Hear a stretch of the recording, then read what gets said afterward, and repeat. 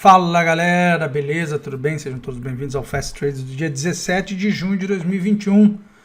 Meu nome é Emerson Alves, um prazer enorme estar aqui com vocês no dia de hoje. Finalmente, né? After the Fed, um dos dias mais esperados aí, né, dos últimos tempos. Na verdade, se a gente for avaliar bem, desde quando a eleição americana se encerrou, todo o payroll e todo o FONC teve grande repercussão, né? Mas esse era especialmente importante porque os dados de inflação já estavam estabilizados, né? Estabilizados assim no sentido de que a gente já tinha uma amostragem importante dessas informações. Evidentemente, a gente tem que ter calma, né, para esperar os acontecimentos, mas quem se protegeu ontem se deu bem, né? Quem né, fez lá uma estratégia de preservar seu capital, fazer uma estratégia de repente de comprar uma put, né? Sair das suas posições, ficar tranquilo, essa pessoa se deu bem ontem, né? Se você estava em minério, né? Se estava nesses setores, você se deu muito bem, porque você não perdeu, né? E se você comprou uma put, por exemplo, ou se você comprou uma put, você ganhou muito dinheiro. Se você achou que ia subir e comprou uma opção, perdeu só um pouquinho da opção, faz parte, menos pior do que perder assumir um risco maior, né? E de repente hoje ficar nervoso, não saber o que fazer. Com a opção, você tira um pouco dessa tensão, porque você já está lá, você está posicionado, você não tem o que fazer, né? Psicologicamente acaba ajudando nesse seu processo de decisão, né? E de uma forma geral, né, eu achei que o Fed foi muito bem. Quem sou eu para dizer isso? Eu achei que o Fed foi muito bem, parecendo os caras da Faria Lima, né? Eu não sabia, eu fui ver eu não vejo, galera, eu não vejo mesmo, não vejo. Eu fui ver um texto no Infomoney e aí eu vi assim um parênteses assim na abertura do texto, né? Sabe quando você vai escrever, um jornalista quando vai escrever, ele escreve tipo assim, da sucursal de Paulínia, da sucursal de Campinas, da sucursal, né? Que é o local onde o texto está sendo feito. Aí tava lá, do condado da Faria Lima. Cara, esses caras são malucos. Meu Deus do céu. Mas enfim, vamos ao que interessa. Então assim, eu achei que foi, na minha visão assim, né, eu achei que ele foi muito bem. Eu vi a coletiva, ele endereçou, né, ele endereçou muito bem o problema, a questão da dúvida, né, que o momento implica, né, ele teve uma humildade. Tinha que dar o vídeo da coletiva do Powell de ontem e mandar para um monte de gente aí, inclusive para nego da Faria Lima ou celebridades aí do Twitter e tal, Twitter, Instagram, o que quer que seja, para aprender o que uma pessoa com autoridade realmente faz, né? Uma pessoa que tem autoridade, ela não fica afirmando a autoridade, porque quem afirma a autoridade é porque não acredita na sua própria autoridade, né? O fraco precisa dizer que ele é o Pelé. O Pelé não precisa dizer que é Pelé, né? O Michael Jordan não precisa dizer que ele é o melhor. Todo mundo já sabe que ele é o melhor, né? E assim por diante. Eu acho que isso é uma das coisas mais mais fantásticas da característica humana.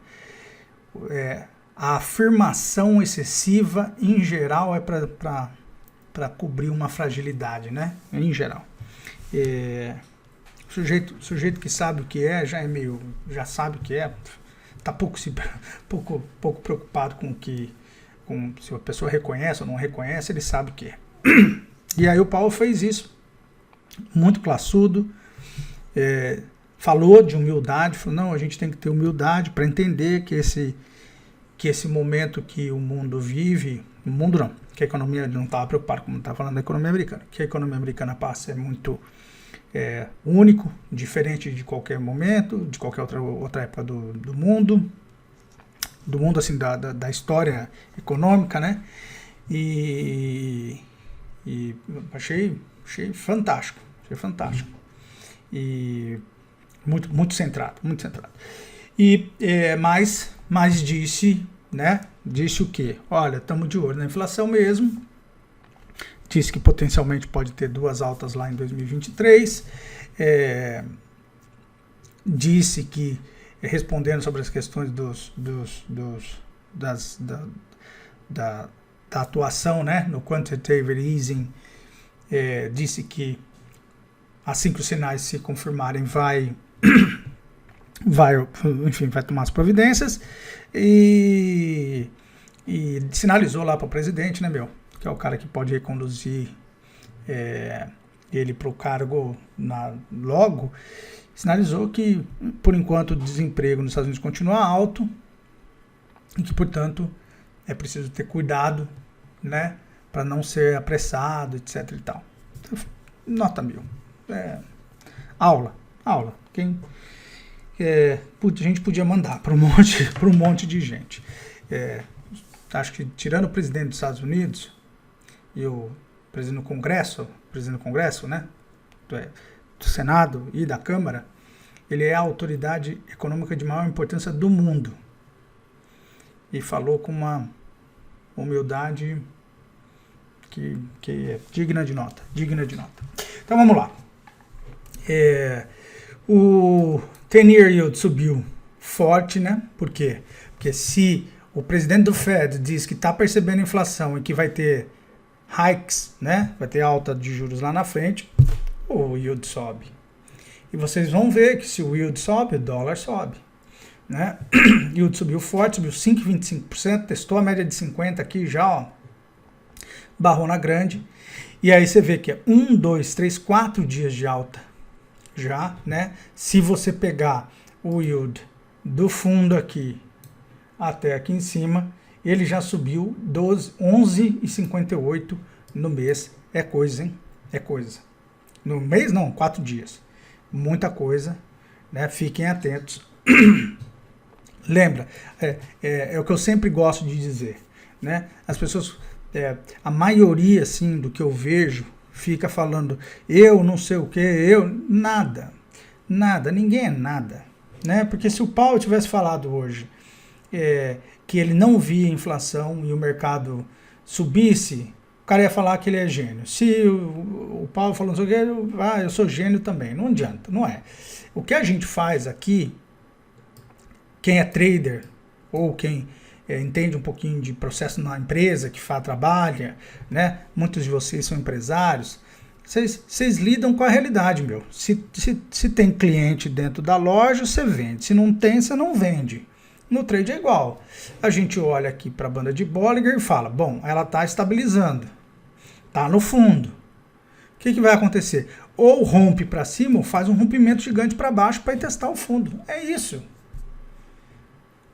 As pessoas querem falar que sou eu, não sou eu. Não, mano, é a regra da probabilidade pura.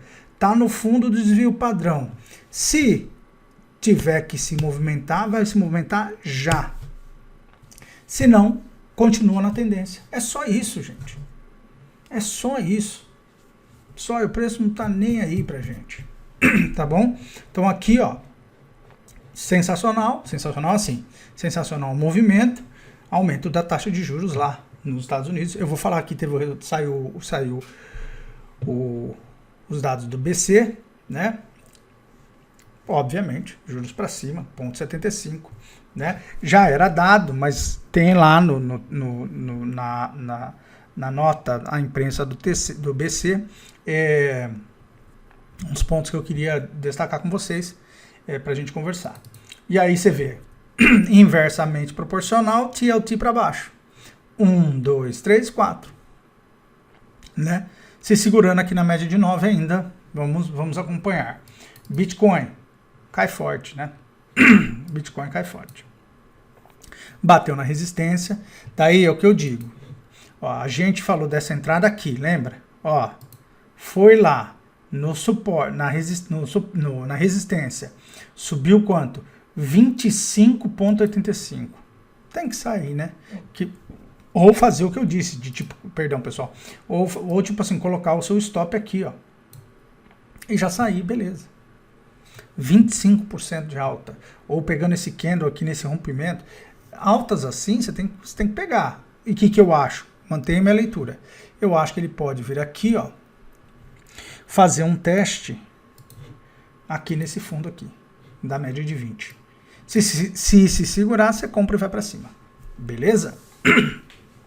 Se não, se for romper para baixo, né, se for testar a banda aqui embaixo, você não fica pagando de bacana não, tá? Opera consistente com uma estratégia, tá? Ethereum falha aqui, né? Não consegue subir. Ethereum tá falhando, não conseguiu subir. SP500 perdeu forte, né? Perdeu a média de 9, chegou a perder a de 20 e veio para baixo, né? Tocou na banda de Bollinger e foi para baixo, né? Vamos então acompanhar o que acontece no pregão durante o dia de hoje, mas é um sinal, né, importante acompanhar o que acontece nessa média de 20 aqui. Se perde, vem na de 50, tá bom? E aí, de novo, sempre que chega na de 50, a gente tem que fazer aquela análise.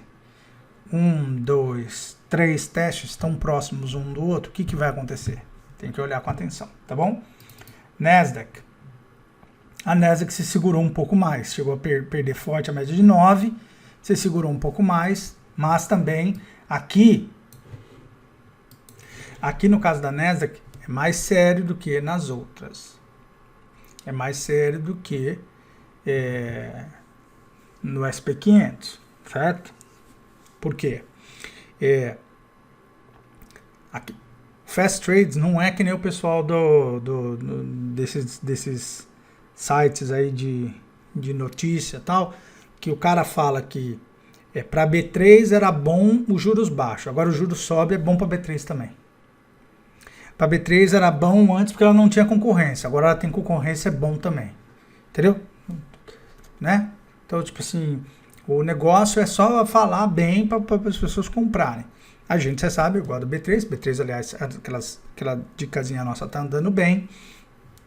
Mas o ponto é assim. O que eu disse para vocês? Que se o mercado perceber, né, que o Fed não iria se movimentar, eu disse não, Paul Tudor Jones disse, a Nasdaq ia explodir. Por quê? Porque é a bolsa do risco. Então, se o risco é percebido, se o investidor percebe que o Fed não está muito preocupado com o risco vai buscar o momento em que o Fed vai se preocupar, né?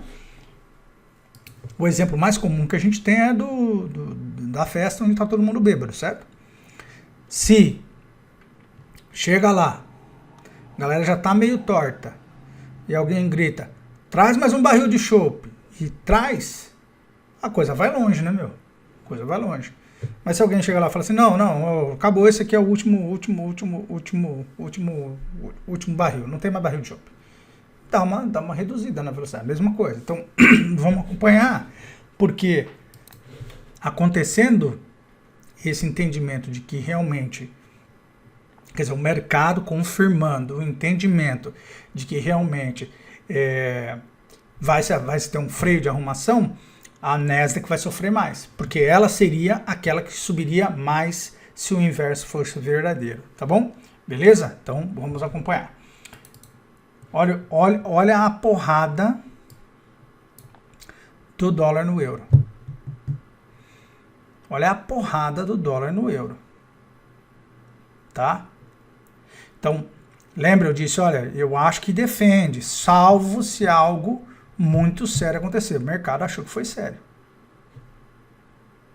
Olha a porrada do dólar em cima do euro. Tá?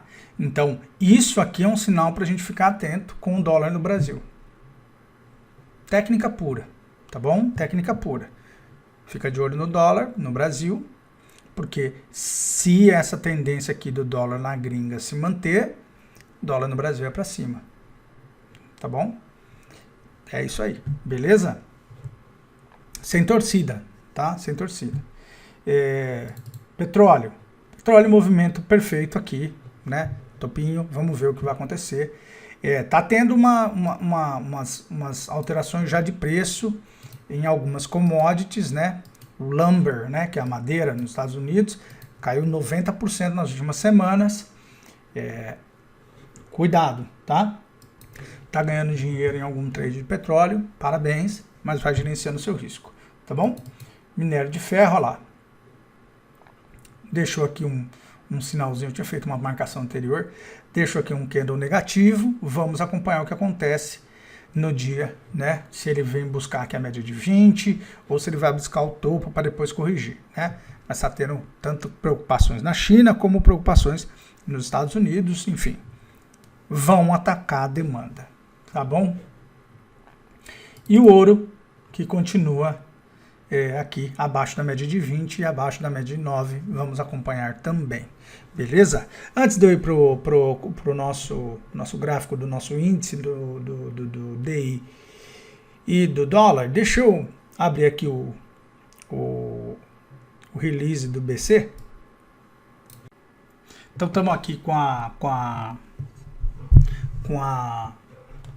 o release do BC aqui, né? Então basicamente ele está falando aqui de que o cenário externo está tendo, né, ainda recuperação, que está tendo estímulo, né, como o Powell está fazendo nos Estados Unidos.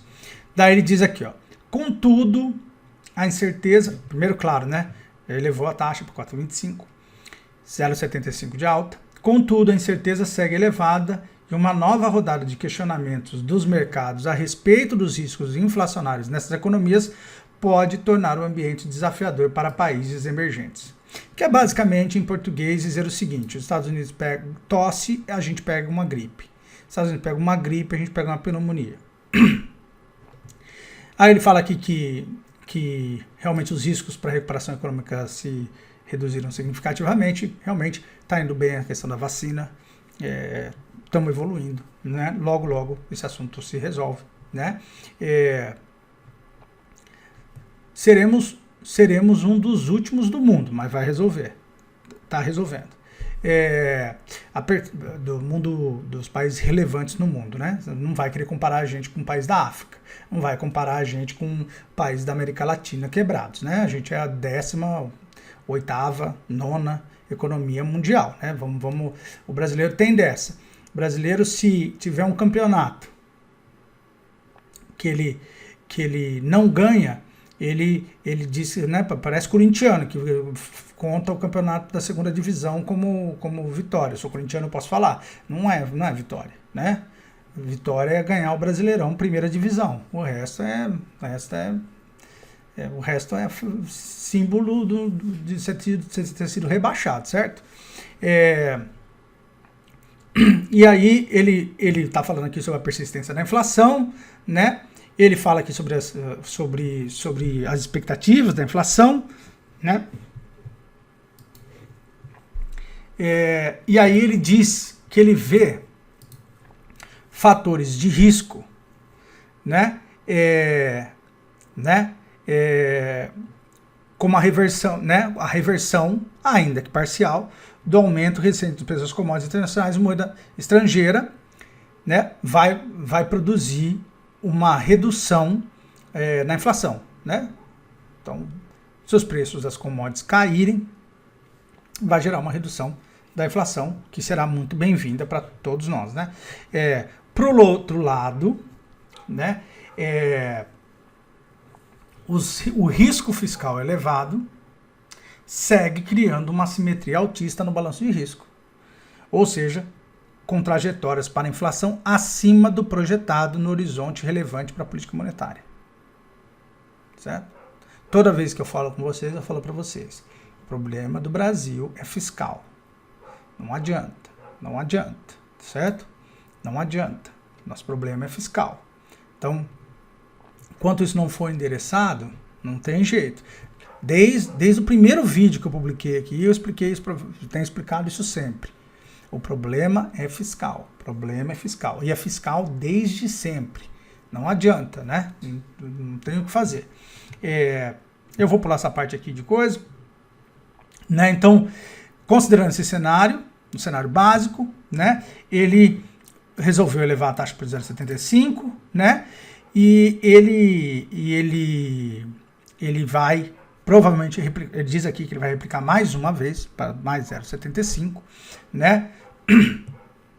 Mas ele diz o seguinte, então, ó, para a próxima reunião, o comitê antevê a continuação do processo de normalização monetária com outro ajuste na mesma magnitude. Então, ele vai aumentar 0,75. Contudo, uma deterioração das expectativas de inflação, por exemplo, relevante, pode exigir uma redução mais tempestiva dos estímulos monetários. Ou seja, ele diz o seguinte, e você tem que pensar assim, isso aqui é gente competente, tá bom? Isso aqui é gente competente, né? O sujeito está dizendo assim, ó, se a inflação estilingar, eu vou esticar os juros. Estou falando que é 0,75, mas se até a próxima eu perceber que esse negócio, crise hídrica, a combinação de tudo que está acontecendo, mais inflação no mundo, mais percepção de aumento de risco do Brasil, tudo isso junto, misturado. Se pegar, eu não vou pular para trás, eu vou aumentar os juros mais ainda. Né? Aí o que ele diz? O comitê ressalta que essa avaliação também dependerá da evolução da atividade econômica, do balanço de riscos e de como esses fatores afetam as projeções de inflação. É isso aí, certo? Então, fiquem atentos, né? Fiquem atentos, que era a pedra cantada, né? Essa estilingada nos juros. E se os juros continuar subindo, já falei disso várias vezes, a gente pode ter aqui no Brasil, né, um problema para renda variável. As pessoas ficam dizendo que não, mas não adianta. Se nos Estados Unidos, vamos lá, se nos Estados Unidos, que a programação de hikes é lá para o ano que vem, para o final, para o outro ano, 2023. Isso já gera contorcionismo. Imagina aqui, tá bom? Vamos acompanhar, não vamos nos antecipar, mas é assim, até uma coisa que é importante esclarecer, eu não uso fundamento para nada no trade, mas eu uso fundamento, tipo assim, aquilo que eu considero o preço básico da economia, juros, inflação, certo? Juros e inflação, isso é o preço básico da economia. Isso é o que me orienta, né? E que devia orientar todo mundo, porque são as coisas mais importantes do mercado. Um é o preço do dinheiro e o outro é o dinheiro, é o valor do dinheiro. Quando você vê coisas assim, você tem que só ajustar seu risco. Ajusta seu risco. Não quer dizer que você vai ignorar o gráfico. Quer dizer só que você vai olhando e falando assim, pô, tá aparecendo mais risco pela frente, então eu vou fazer diferente, né? Você não está no começo de uma jornada, né? Você tá ali na dúvida se a jornada está chegando no fim ou se ela tem mais uma pernada. Se ela tiver mais uma pernada, você vai nessa pernada, mas você está sempre olhando e falando assim, tá numa pernada boa já faz um tempo, hein? Bastante gente avisando, hein? Gringa avisando, Risco Brasil avisando, ano que vem tem eleição, tudo isso conta, né? Tem que estar na sua estratégia, tá bom? Beleza? Então vamos lá. No nosso índice, primeira virada vermelha do candle da média de 9, né? Normal, porque ficou parado todo esse tempo, faz a virada, porque fecha para dentro, fecha negativo, né? Perdeu a mínima, né? E agora a gente olha amanhã. Agora a gente olha amanhã para ver se ele vai ter força para fazer o que às vezes acontece, faz um pavio assim, ó. Às vezes faz um pavio assim, ó. Às vezes faz um pavio assim. E assim, sabe? Tipo assim. Um candle assim, de paviozinho. Vocês entenderam, né, que eu tô tentando fazer? Que o Profit não deixa por causa da escala. Mas seria um candle desse aqui, certo? Então ele vem, abre aqui embaixo, sobe, tenta subir, fica aqui nessa região e depois termina na parte de baixo do dia. Ou ele vai direto para testar aqui a média de 20, que seria o segundo teste ainda. Então, né, vamos ver o que acontece aqui. Terceiro. Terceiro. 1, 2. Esse aqui era a de 100, esse aqui é a de 20. 1, 2, 3. Então, vamos ver o que acontece com esse teste da de 20, se acontecer.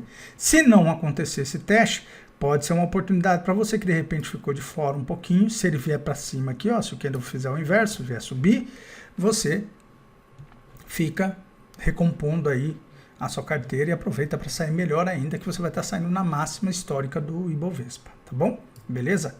Cenário do índice traçado, beleza? Vamos dar uma olhada no WDO FUT, olha lá. Defendeu, né, meu? Defendeu. Fez volume forte no fundo, né? É o que eu explico sempre. Isso aqui, ó.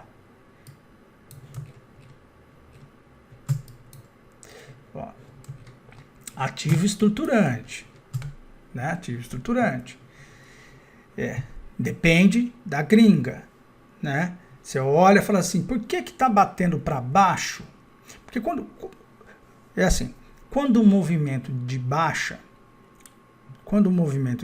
acontece, chega um momento em que você começa a ter ganhos pequenos na aposta para baixa.